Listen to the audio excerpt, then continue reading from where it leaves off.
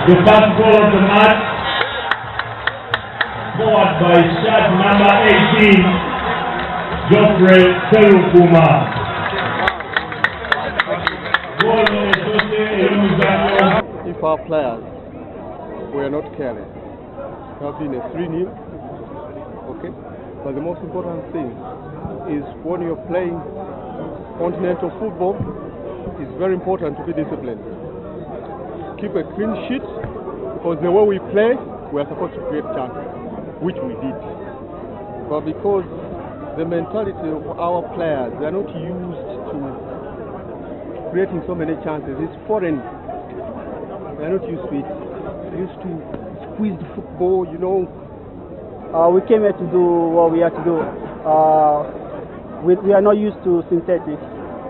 They play here every day. They are used to it. They know the system. They know how it feels to play on synthetic. So for us, it's like really strange. And we play India home. So okay, we lost. We don't want to lose, but they have all the advantage to win more than 1-0. But we did our best. I think they also know that we are not easy to beat like that. So I'm sure they're going to be prepared to come to our house.